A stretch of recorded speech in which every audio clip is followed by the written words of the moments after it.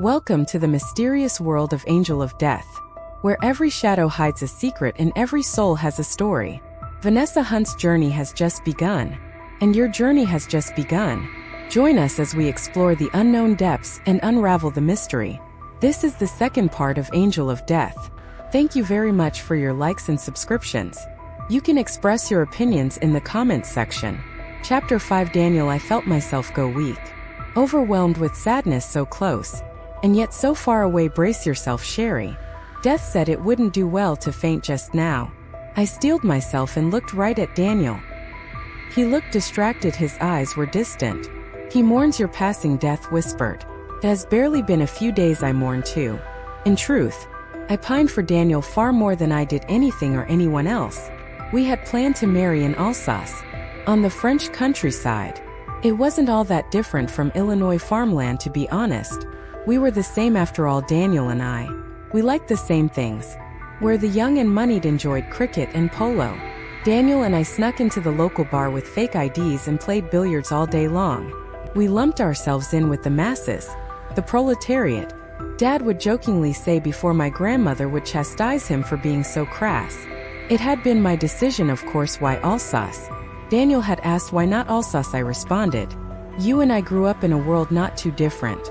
I said, the American heartland shares much in common with the French countryside. Think about it. I would go on to say, we could go into a small town, get freshly baked bread and cheese, glorious French cheese, not the pasteurized kind we get here, and pick wine from a local winery. Plus, Alsatian food is wonderful, or so I've heard. And Daniel would just laugh at that and say, that's why you'll always be my girl, Van. I could never do this kind of thing with anyone else. Let me do the honors, said Death, sharply snapping me back to the present. Wait. Just like that, can't I prepare more? You've had all the prep time you need, Sherry, said Death with a smile. Now come along. Death walked briskly and I followed clumsily. There's a sight for sore eyes, Death exclaimed as he approached Daniel and the older gentleman, a promising young executive vice president of a large pharmaceutical firm, and a man after my own heart, a mover and shaker. What sort of wheeling and dealing is going on, I wonder? Daniel and the gentleman both turned toward Death, smiling. Whatever it is, Richard, said the older gentleman. It certainly wouldn't do to have you find out, he said, laughing. Why, Stephen, you drive daggers deep into my heart, said Death with a laugh. Death took my hand. Allow me to introduce a guest of mine, he said with a flourish. This is Haley Wellington, one of my clients. Her trust fund is one of the largest accounts I manage.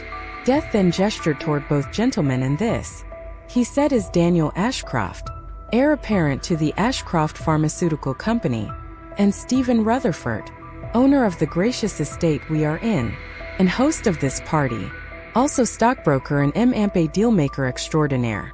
Both men shook my hand. Have we met before? Daniel asked me. You seem so familiar to me. I pushed down the lump in my throat. I don't believe we have, I said, forcing a smile. I was orphaned at a young age, and since then, I've tried to stay out of the limelight. I let Richard do the wheeling and dealing for me. Smart girl, said Stephen. Stay out of business. In politics it gets very messy. Stephen exuded an aura of success. He was well dressed, and despite his graying hair, he looked distinguished with sharp features. I was used to his kind, sharp and cunning, the kind of person that makes no excuses. But that also made him predictable, the type of man one could goad into making a mistake provided a large enough carrot was dangled in front of him. I made a note to perhaps capitalize on that later on. And messy it gets indeed, Death agreed. That's one thing we share in common. I steer clear of Capitol Hill. Death turned to Daniel. Forgive me if this sounds a bit intrusive, but how are you holding up? Part of me was angry that Death was deliberately and glibly stirring up things in my past life. But I was beginning to see what he was up to. He was helping me unravel my own mystery. He was poking holes to see if something came out. Daniel sighed. To be honest, I'm not sure what to say. It hasn't really sunk in. I went to this party to take my mind of the whole thing off of Vanessa. Daniel turned to me. My fiancé was murdered 2 nights ago. The police haven't found any compelling evidence yet. I was with her the night it happened. That makes me a prime suspect, and barring any extenuating circumstances, he sighed, I probably will be for quite some time to come. It was heartbreaking seeing Daniel in this light. How I wanted to tell him that I never wanted for this to happen. That I wanted nothing more than the life I left behind. To continue living the life I had with him forever. But that wasn't possible anymore. I was angry and sad at the same time. I'm sorry to hear that. This might sound dismissive coming from me. But things have a way of working out. Daniel nodded and smiled. Vanessa used to say that all the time. Thanks for saying it that way, crap. I needed to watch what I said going forward. It wasn't going to be easy carrying a conversation with Daniel. He knew me inside out. Am I late to the party? A voice chimed in. I'd recognize that voice anywhere. It was Robert Mayer, CEO of Hunter Robotics. And trusted family friend. Robert was a heavy-set man with sandy hair in his early 60s. Still very spry despite his girth. He was always very casual in his approach. This was a black tie event, but he kept it simple. With a navy argyle sweater vest and classic gray blazer, he had his pipe with him. That was Dad's influence. Donovan Hunter didn't care for formality or frivolous things. So Robert, the ever-loyal and staunch right-hand man, followed suit. Dad would always jokingly tease me for being the supermodel in the family. That's all your mother, hun, he would say. You didn't get the looks from me. I can tell you that. I would shake my head and hug him and kiss him on the cheek. No, I got the brains from you, Dad. Beauty and brains make for a powerful combination, Vanessa. Dad would say, well, they do when you're alive, that is. Not sure what good they do when you're dead, Robert. Stephen greeted him warmly. Thanks for coming. You have some nerve coming here, said Daniel angrily. Robert sighed. This isn't easy for anyone, Daniel. Losing Vanessa has been difficult for Hunter Robotics. The company is in turmoil right now. I am sure you watch the news, yes. But it sounds like someone stands to benefit a whole lot from my loss. Robert's eyes flashed angrily. Your loss? He straightened up. Donnie Hunter was my friend. I personally watched Vanessa grow up from a precocious little girl to the beautiful woman she became just before her passing. I carried her on my lap long before you even knew her. Your loss? No, sir. I grieve for her just as much as you do. Daniel shook his head. I am sorry, Robert. This whole thing. It's been a terrible ordeal for everyone, Daniel. And now I believe we've made it sufficiently awkward for everyone around us. Allow me to introduce everyone again, Death said, smoothly breaking the ice. I could sense the tension subsiding. Death made the introductions all around. Forgive me for saying this, young lady, Robert began. But I happen to pride myself on being an excellent judge of a person. I'm rather good at sizing people up. He said with a wave of his hand. You don't seem like someone who would be comfortable letting someone else manage your money. Matter of fact, there seems to be so much more to you than meets the eye. Now, Robert, said Death. You're going to make Haley here uncomfortable. It's quite all right, I said, smiling as cheerfully as I could. I get that a lot. Well, now that we're all sufficiently introduced, Haley and I should probably go off and leave you gentlemen to your conversation, said Death, taking me by the hand and very gracefully making an exit. Well, that was awkward. I whispered to Death once we were out of earshot.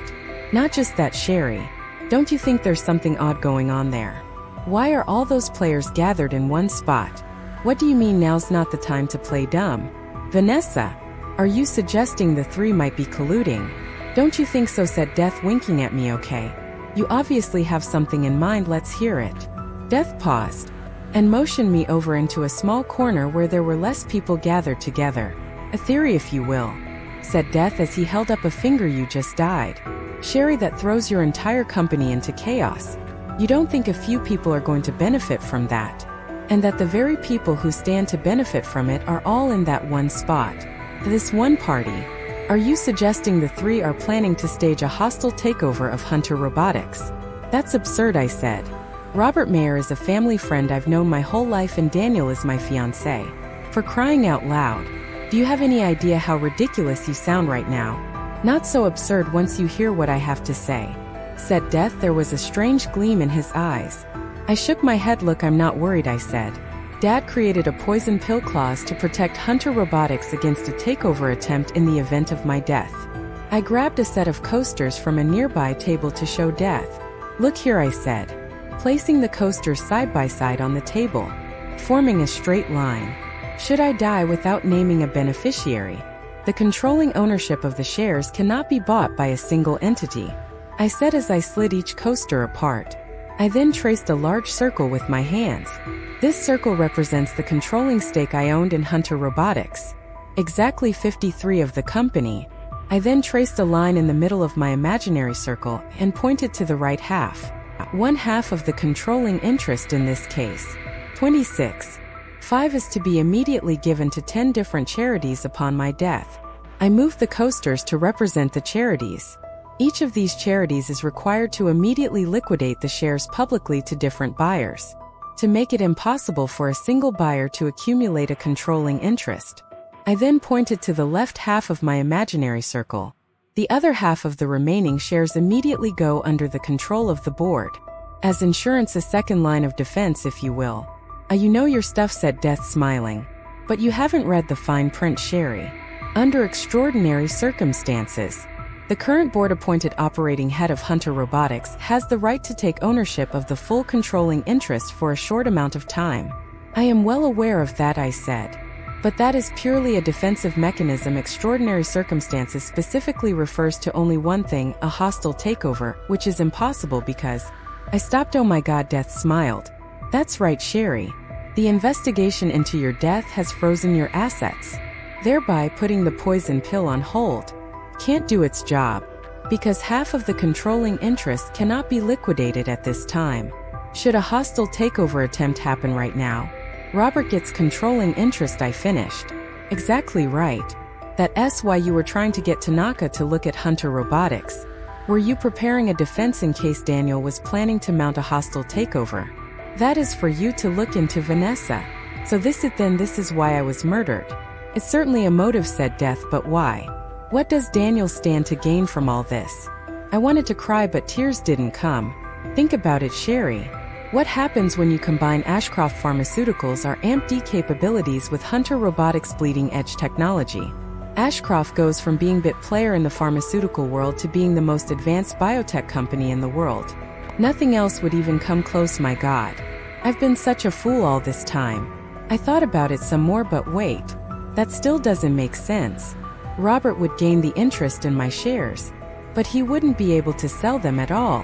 And as insurance, only the half that goes to the charities gets frozen. I no longer own the other half, so it would continue to go to the board as a defensive measure. Robert can't sell your half, Sherry, said Death as he lifted his finger again. But he doesn't need to. All he needs is controlling status, which he gets if a hostile takeover happens.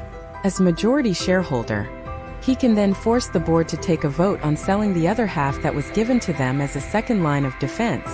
If Robert can force the board to take a vote, that secondary defense becomes a Trojan horse, because if Robert combines it with the original shares he already owns, he gets a combined 35 of the company, and because your frozen assets would only constitute 26.5 at that point, it would be more than enough for a takeover bid to succeed. I said, damn it, I turned toward Death. But it still doesn't make sense. That would just point right back to Daniel. It incriminates him in all this. Death smiled. It would. Except it isn't Daniel who's mounting the takeover. Sherry, it's Rutherford Capital Holdings LLC. Stephen Rutherford, think about it. Rutherford makes the buy, waits for the dust to settle, and sells only the rights to a tiny set of patents belonging to the robotics division, to a subsidiary of Ashcroft's. Not even the sharpest investigator would notice a small transaction like that. What the hell does my company have that's so interesting to Ashcroft? It's not what Hunter Robotics has, Vanessa. It's what you have. It's the very thing that's led me to you, my dear, said Death as he moved closer to me. The shadows around him grew. His smile looked diabolical, and the world turned into a haze again around me as the edges of his person shimmered. Wait, what do you mean? What are you saying just now? I was very uneasy. The foundation upon which my entire life rested had been torn to shreds. And now the only person I could talk to was beginning to sound like the enemy as well. I had been betrayed from all sides.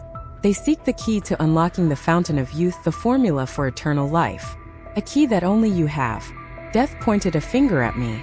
I was frightened just then, afraid of the implications of what I knew he was going to say next.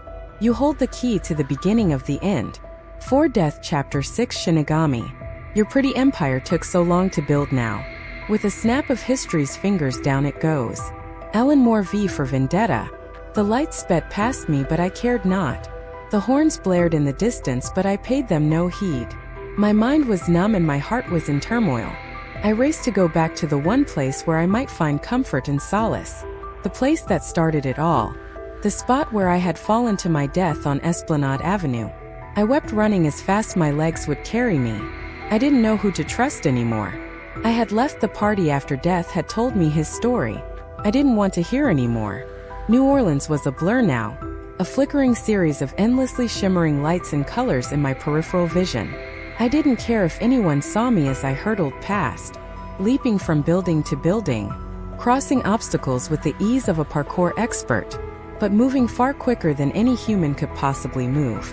Instinct details just focus on the details, Vanessa. The pavement hissed in the heat of summer. Lake Pontchartrain was behind me and the soft breeze that blew from the lake calmed me down. I felt droplets on my skin as rain gently and mercifully fell around me. It was a summer rain. A calming presence, it gradually increased its tempo until it became a torrential downpour that washed away everything but my sadness. If anything else, I felt the loneliness mounting. The rain did little to ease my pain, but at least it hid my tears. The empire that Donnie Hunter built had begun to unravel. Was it my sin all along? Was it my father's?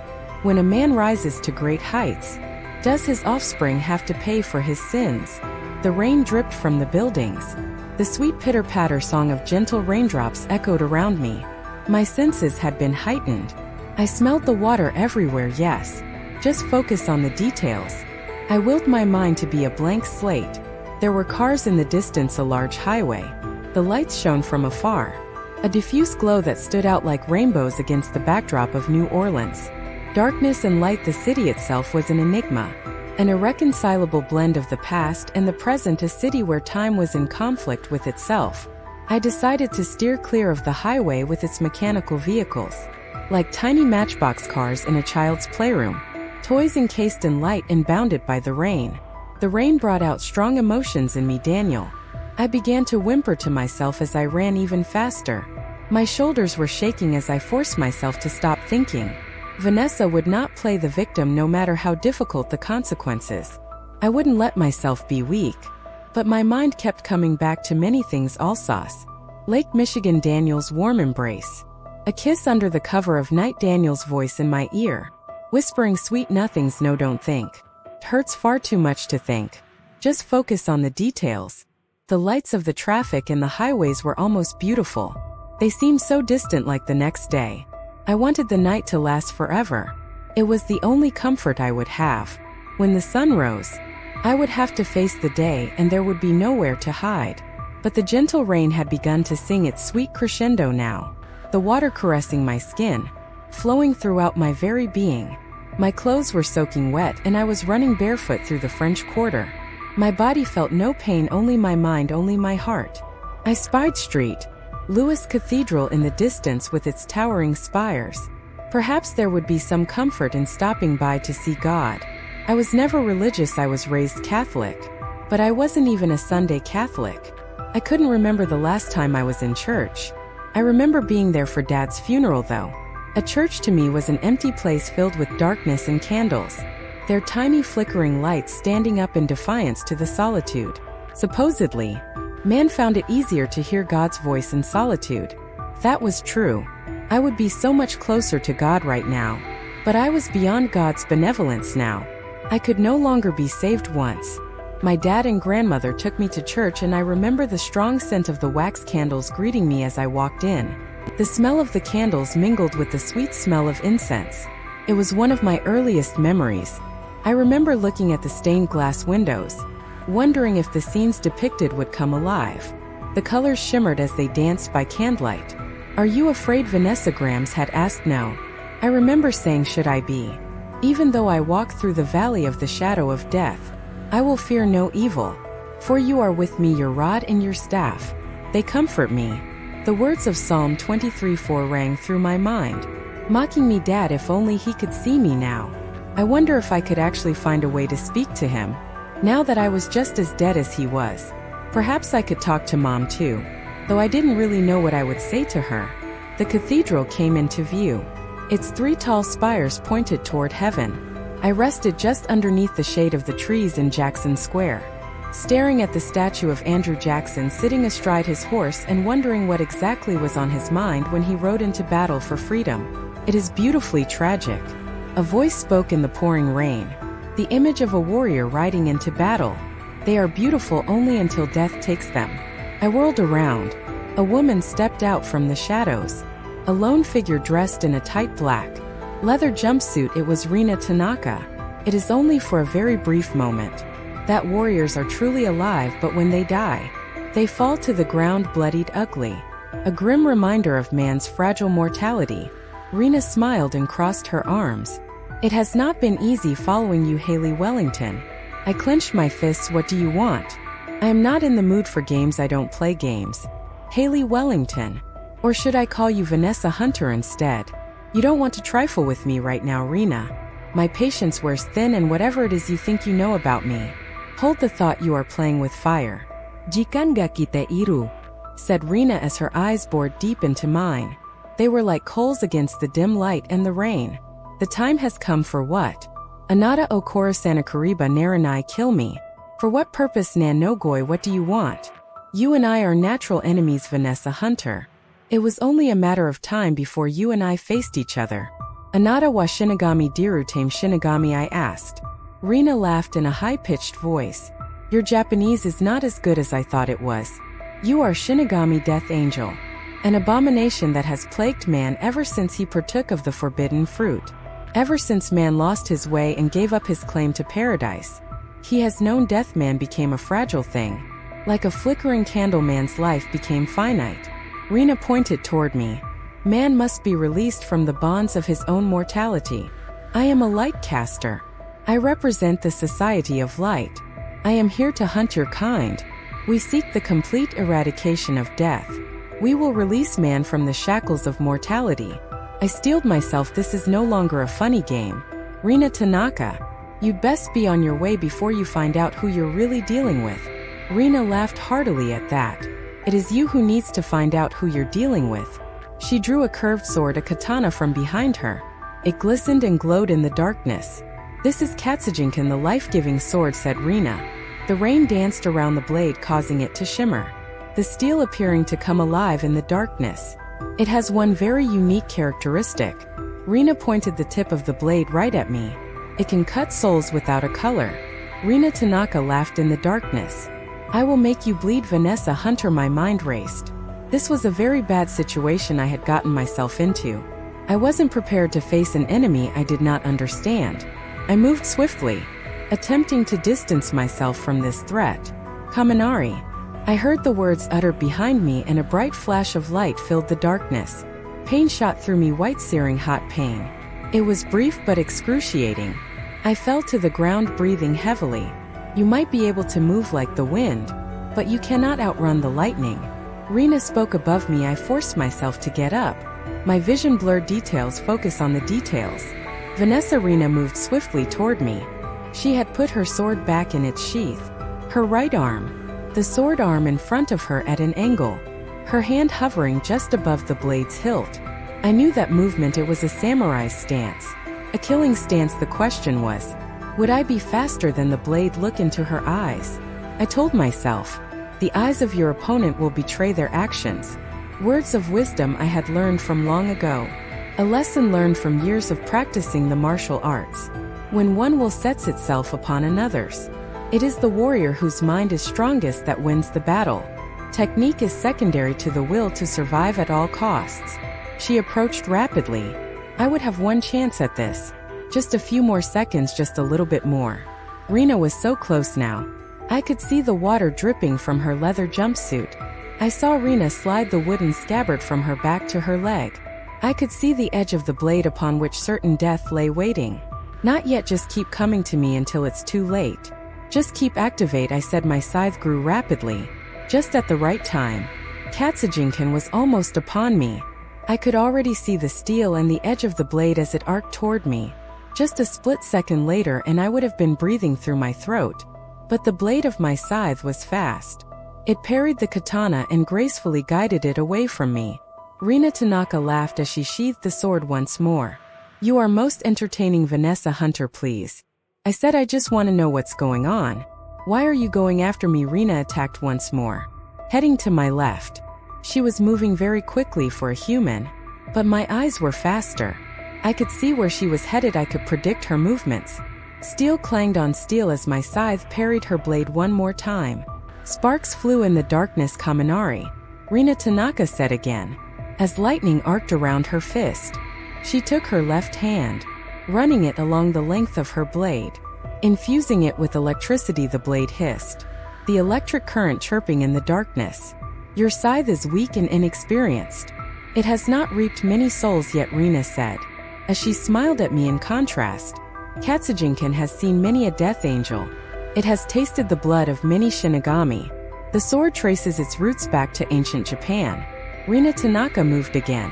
She feigned a downward attack, twisted her left leg to stop herself, and pushed up with her right, catapulting her into the air. She led with her sheath, hoping I would parry and leave myself open. My years of experience in martial arts had taught me how to properly defend that move.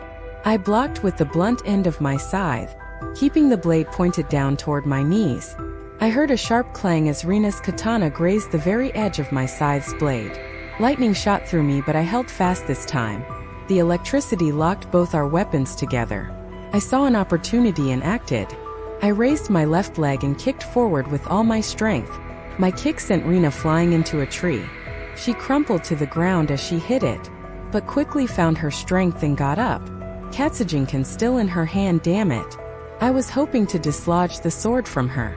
Rina placed her katana horizontally before her, her left hand pushing the backside of the blade. A defensive stance. I was no longer being underestimated. "You fight well, Vanessa Hunter. You are lucky you know how to, or you would be dead a second time. Katsujinkan will drink your soul. It has not tasted a death angel in several years. It is very thirsty." Rina moved swiftly, much faster than before. She sent me back with a flurry of attacks. I blocked all of it, but I was getting pushed back. Death angel or not, the size of the scythe made it slower than the katana, and I found no opportunities to go on the offensive. Rina swung hard in a diagonal arc, forcing me to place my scythe in front to block the attack. Rina grabbed onto the middle of the scythe as I raised it up, trying to pry it from her hands. Rina jumped up and landed on top of the scythe to move behind me.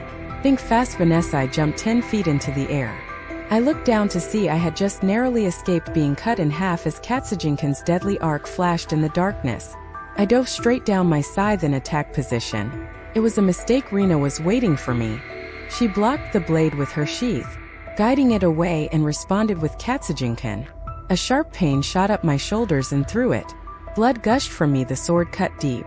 It gorged itself on my flesh, rending it. Katsujinkan glowed red in the darkness. Rina smiled. When Katsujinkan tastes the blood of a shinigami, it becomes stronger. It relishes your blood. It is hungry. It wants more. I moved but lost my balance and fell to the ground. The pain was overwhelming. The sword had cut through bone. My dress was covered in my blood, and I was losing more of it the longer the fight dragged on. "Farewell, Vanessa." Rina took her sword and pointed it downward at me. I had only hoped that the end would be swift. I waited for what felt like an eternity, but the sword strike never came. When I looked up, I found myself staring at a little girl who smiled back at me. She had beautiful dark curls and deep blue eyes. She dressed simply in a clean white gown, so beautiful and pure. "What the hell are you doing here, please?" I started to say. "Save yourself, you are in danger." The little girl laughed, a hearty laugh full of mirth and fearless innocence. There was something wrong with this picture. It took me several moments to realize it. The little girl was holding onto Katsujinkan by the blade, her thumb, middle and index fingers gripping the razor-sharp edge so easily, like it was a toy. The blade was inches away from my heart, but no matter how hard Rina pushed, the blade was going nowhere. The little girl was grinning from ear to ear. Somehow in the darkness it looked unnerving. "That is a wonderful disguise, Azazel," said Rina. "So very unbecoming of you." The little girl frowned and pouted. "Oh, I'm caught." She smiled sheepishly. "Your eyes see much like Castor, but I cannot let you take this one." Rina's eyes glittered in the darkness. But she said nothing. The little girl frowned. She lifted the blade easily, turning it away from me before releasing it. You address me by name, mortal. Do you so carelessly want to throw your life away? I could take your soul before you even have a chance to draw your sword. You will not defy me, the little girl addressed Rena. You will go now, please, she giggled as she said it. Rena flicked her sword, sending my blood flying into the streets. She turned her back away from us and was gone. The little girl crouched down beside me, her blue eyes staring intensely into mine. Very interesting, Vanessa Hunter. The little girl continued to talk. It's not yet time for you and I to meet, but our paths will cross again at a later time. It was too much for me to comprehend. The pain swallowed me completely and I blacked out. Chapter 7 Rekindled fire. Emma, where's Abba going? The little girl asked as she intently observed the menfolk continue about their business. Emma had the candles lit in preparation for supper. They had been carefully conserving the candles. But today was special. The torches burned outside. It was so hard to see in the darkness. The little girl looked out the window. Outside her home's walls, hewn from rough cut stone, she could see everyone was in an uproar. The girl shivered despite the fire in the hearth. The little girl's mother looked at her with eyes filled with worry. Nothing, child. Abba has to do this to protect our family, said her mother as she put her hand on the girl's head. Please eat. The little girl looked at the bare wooden table. They had not had much to eat these days. The pharaoh had taken so much from them. But what was laid out this evening was a feast. There was fresh lamb, roasted over the fire with bitter herbs and unleavened bread. She just wished she could enjoy it without worrying about her father. The little girl took the bread and broke it. The texture was soft, the bread warm to the touch. What's wrong, child? Has the matzo gone cold? The little girl shook her head. Emma, why is Abba going with all the men? Aaron and Elijah both say there is blood on our doorsteps. Eat your lamb, Ariel. We do not know when our next feast will be. We must enjoy good things when they come our way. Emma, will Yahweh protect us? The little girl asked. Frightened, her mother signed. I do not know, child. Yahweh has brought the 9 plagues upon the Pharaoh and his people. Even as we speak, the night never ends. We are cast into darkness now. Who knows when we shall see the light of day? And yet he still won't let us go. Can Moshe truly deliver us? The girl's mother smiled and looked at her. We must trust Yahweh. He will deliver us from the Pharaoh and slavery and lead us into the promised land. Emma, why must we suffer so? You are asking many difficult questions this evening. Child, hush and eat your supper. Emma, what is coming tonight? Why is there blood on the doorpost? Why is Abba taking the blood of the spring lamb and marking the sides and tops of our door frames with it? Eat fast, Ariel, it is coming. Emma, what is coming? Her mother sighed. Deliverance. Her mother looked out the door at the land filled with darkness. A never-ending night has cast Egypt into darkness. She continued, tonight comes a plague deadlier than the 9 that have come before it. This night, a dreadful power passes over Egypt to smite the firstborn of every man, woman, child, and beast. The little girl rubbed her arms as the goosebumps came. A strange, nameless fear bubbled up from within her and got caught in her throat. She wanted to cry out but was unable to speak. Her mother smiled. You must not fear, Ariel. We are the chosen people. We will not be harmed. But for the Egyptians, the Pharaoh, things will be different tonight. The Lord's justice and judgment will be executed upon all the gods of Egypt. We shall remember this night, this passage, for all history. Her mother took her face in both hands and looked gravely at her. Tonight God unleashes the angel of death upon Egypt. A bad dream. When the dreams came, they lingered, vapory wisps that clutched at the edges of my consciousness. I woke up with a start in an unknown bed. The beddings were clean, but I had drenched the sheets. I didn't have my clothes on either. I had a soft nightgown on, now pink, a nice touch. There were bandages over my shoulder. The room was warm and comfortable. I looked around. It was probably early morning. Sunlight filtered through the room, giving it a warm ambiance. Bookshelves lined the walls and an old but beautiful antique lamp had been placed next to the shelves. There was a small night light plugged into one of the receptacles and it glowed warmly in the dim light. My bed was beautifully made, crowned with a luxurious tufted headboard that acted like the room's centerpiece. The quilted sheets were soft, inviting if not drenched with my sweat. I squinted my eyes. That lamp looked familiar. In fact, this whole room looked familiar. Daniel. You're awake. Daniel's voice broke the stillness. He was sitting beside me. This was Shelley's, Daniel's younger sister's, room. She was off around the world somewhere, Switzerland. Off to marry some Swiss banker, and then onward to gallivanting around the world. When I was younger, this was where I stayed whenever I spent time with the Ashcrofts in New Orleans. I'm sorry. We had to remove your clothes to clean your wound, he said, looking away. I found you at Jackson Square. Bloody and close to collapsing. You were attacked. Yes, I remembered. I didn't feel any pain now. It was strange because the wound was most certainly excruciating. I remember everything. I died. Death brought me back. Rena Katzenjinkin, the little girl. What did Rena call her? Azazel. Haley Wellington, isn't it? Said Daniel. We met briefly at Stephen Rutherford's party. He put up his hands. Listen, I know what this might look like, but I can assure you nothing improper's taken place. I'm a gentleman. It was the maids who dressed you. You have to believe me. You're safe here for the time being. No one's taken advantage of you. I shook my head. No. It's not that. It's just things are happening around me so suddenly. Did you see or recognize your attacker? No. I don't remember what happened. I lied. All the better for Daniel not to be involved. Your wounds healed up well. Your clothes were so bloody. I was sure you had a grave injury, but when we looked at it, it was just a minor cut. Minor cut. Thank my lucky stars for the Death Angel constitution. Apparently I heal faster than the average human too. Is there anyone you would like me to contact? Haley. Richard Grimm, maybe a significant other perhaps. Sly way of asking if I was available. Daniel. I knew Daniel well enough to know that Haley Wellington was totally his type. Still, he was supposed to be grieving. Grieving for me? I shook my head. No. I'm a bit of a solitary person. I'd better get going. I tried to stand up but suddenly felt lightheaded. Please, you mustn't do that. You haven't been examined by a doctor. Daniel sighed. You kept saying it over and over again. Don't take me to a hospital. Just leave me here. Daniel stood up and started pacing. Look, Haley. You must think I'm the biggest busybody in the world. And the truth is, maybe I am sticking my nose in your business. But I just couldn't leave you there all bloody on the streets. Who knows what could have happened to you? I don't think you're a busybody, Daniel. I know you are, but I love that about you. You never could say no to a damsel in distress. I looked into his eyes. I wanted to know. Was it you, Daniel? Did you betray me and send me to my death?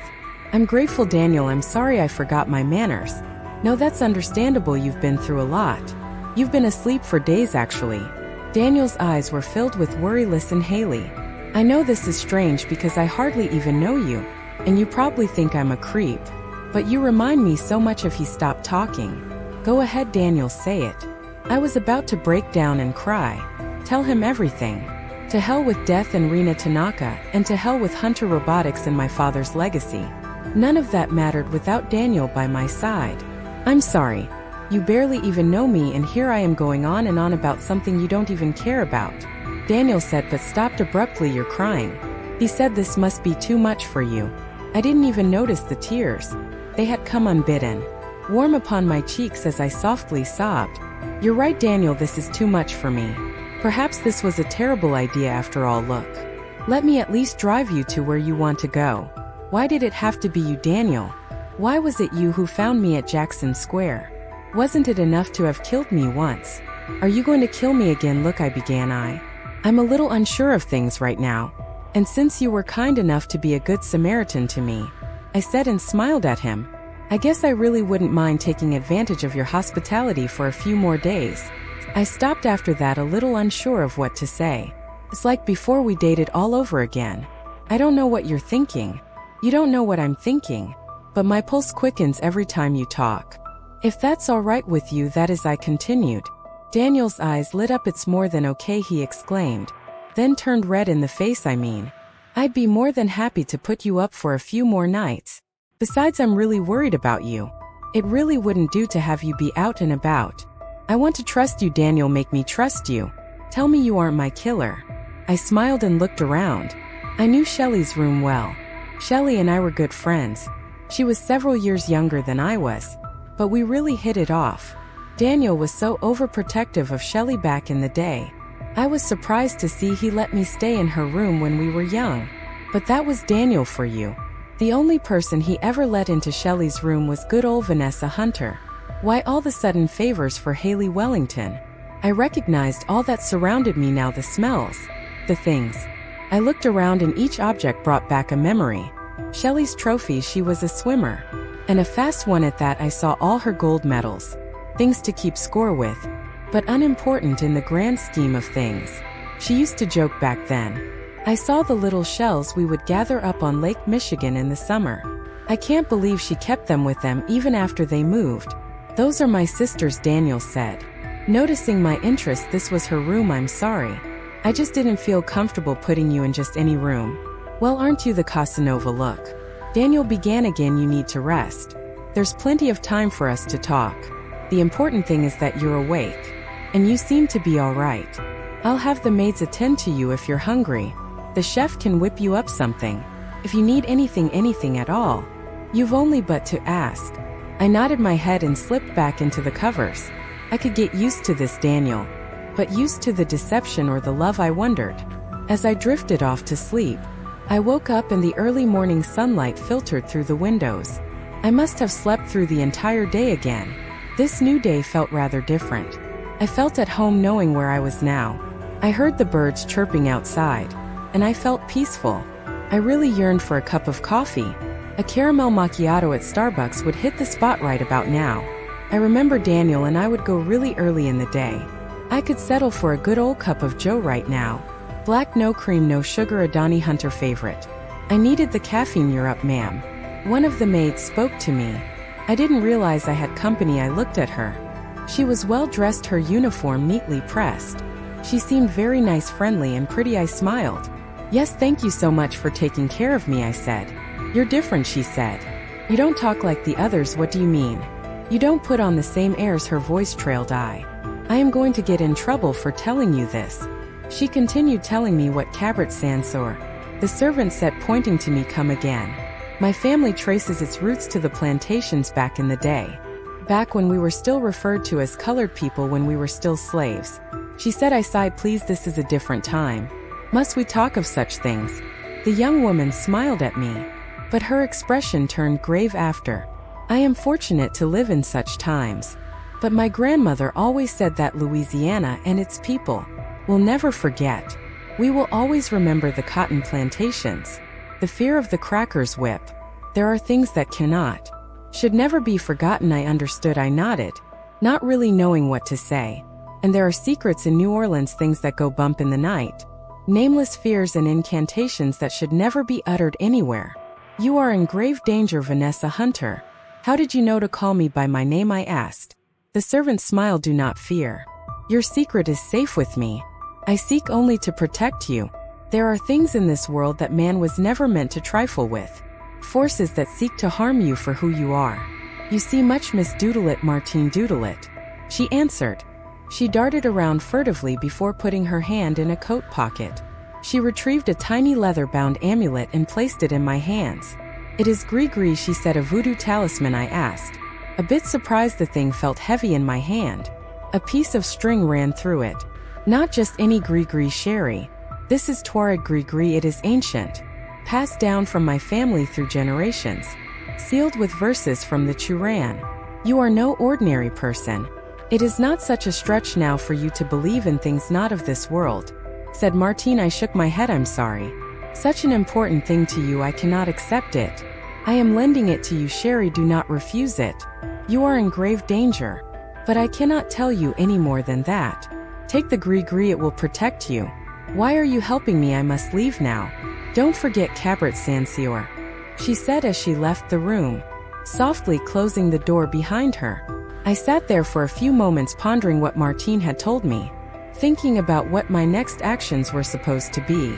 There was a knock at the door. May I come in? It was Daniel. Yes, give me a moment, I said. I had decided it was time for me to be up and about. I rose from the bed and grabbed a robe before Daniel could come in.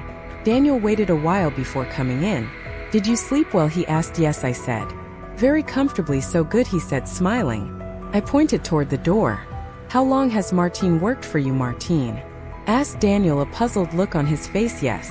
The African-American lady, well-spoken, very pretty, with intense eyes. I'm afraid I don't know who you're talking about.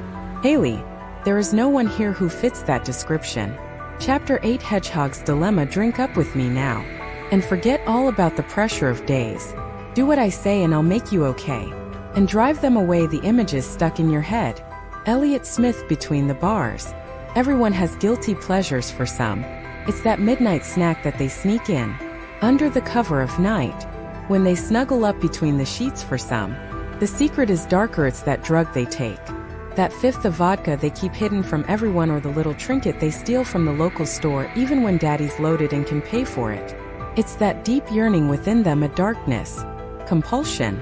Although there was a darkness within me now that couldn't be denied. There wasn't much darkness in my deep longing. I yearned to be alive again. I never meant to leave the life I left behind, the person whose touch I never wanted to forget. And whose voice I so longed to hear. Daniel and I walked slowly along Esplanade Avenue. It was such a mundane thing to do. But it meant so much to me. The early morning sun warmed my face as I looked upon it through the trees. The smell of fresh beignet greeted us. I had my caramel macchiato in hand now, ready to face a new day. But was that what this really was? Why did I know you would order that? Daniel said, with a wink. But I didn't have anything witty to say to that.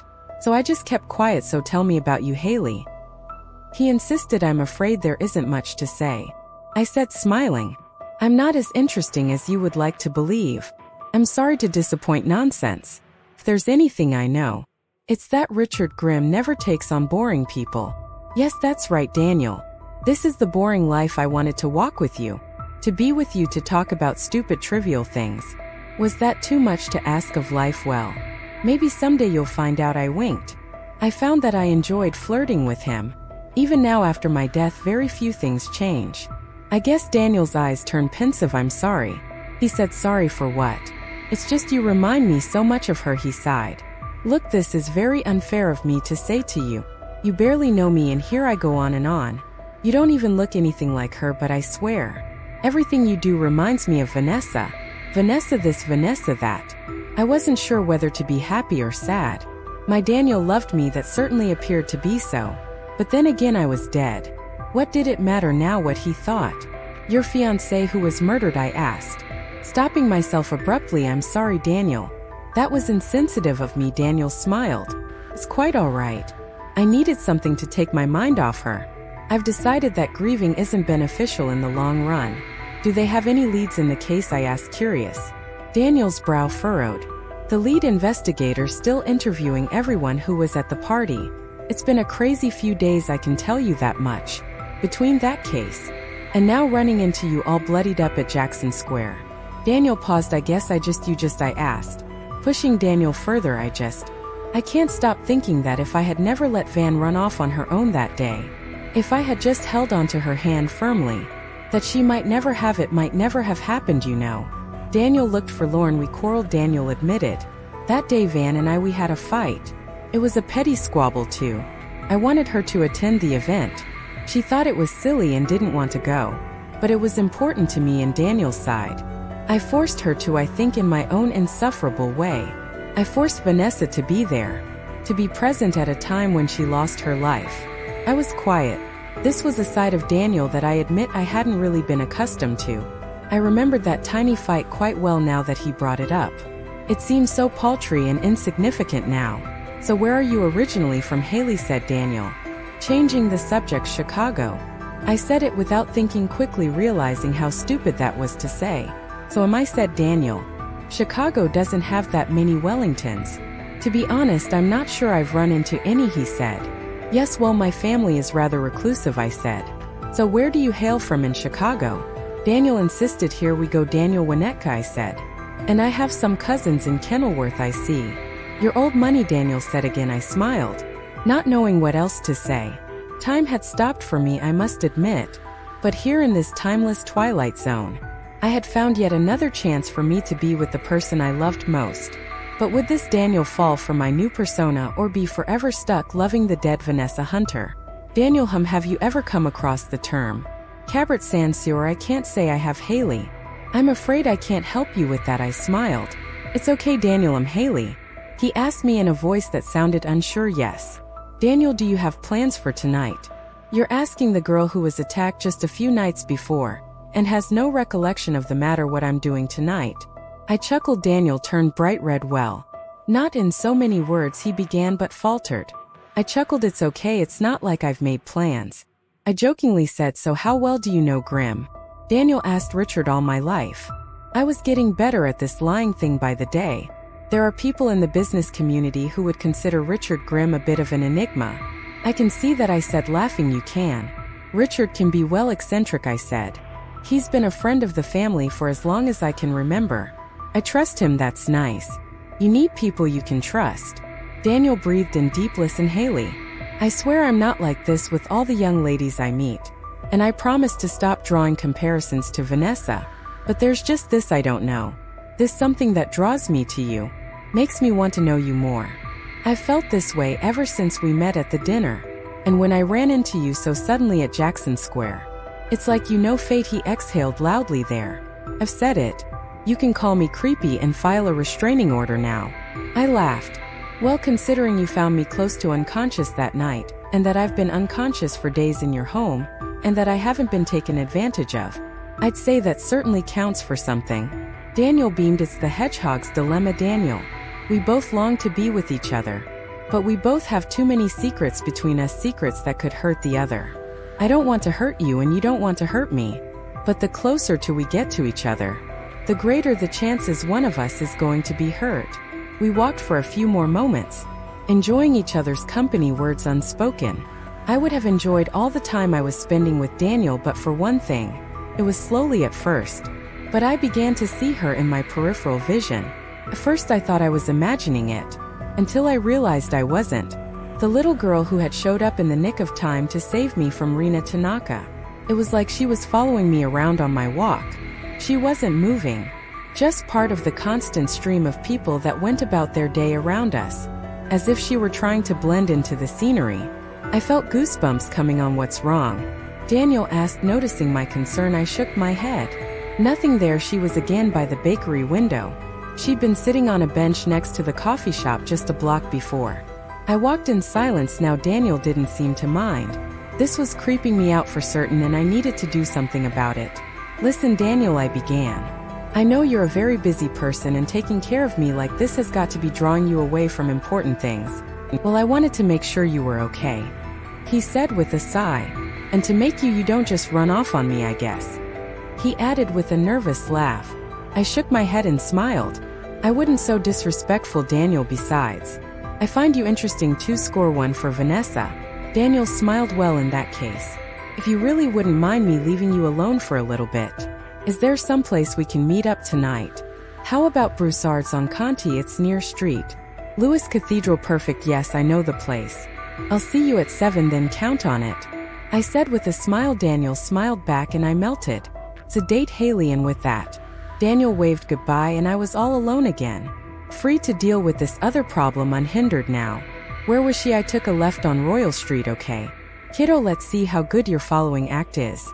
I'm all alone now, no need to be so coy, I whispered. I looked around furtively. It was the middle of the day and crowds of busy people filled the French Quarter. The tree-lined streets were narrow, and the traffic had already begun to swell.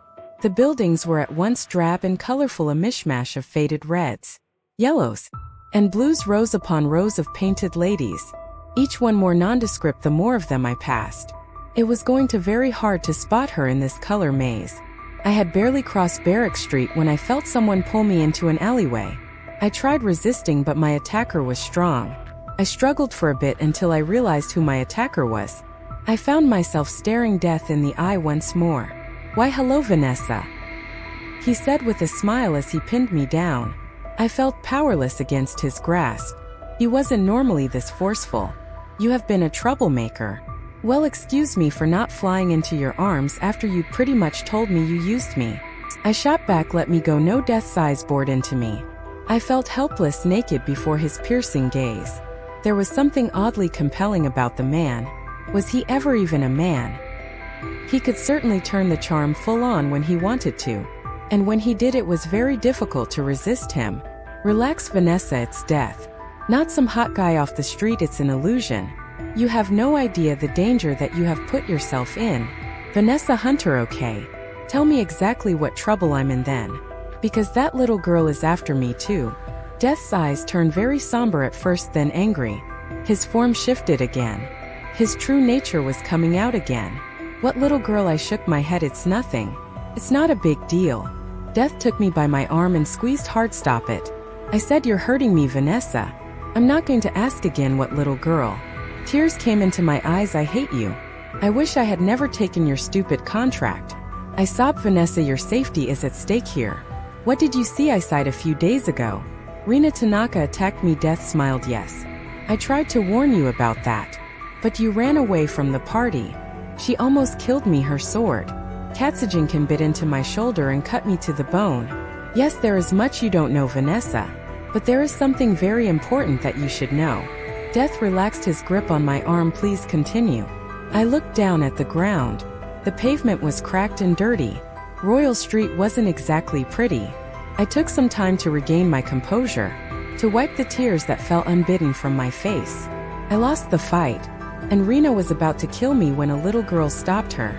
I said, pausing. It's strange.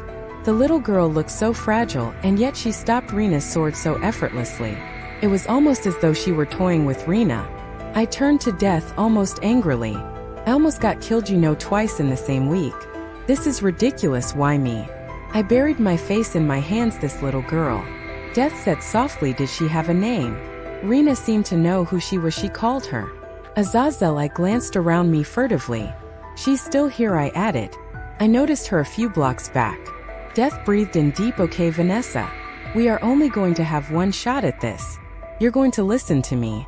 And you're going to do exactly as I say, and please do not run away from me again. What's wrong?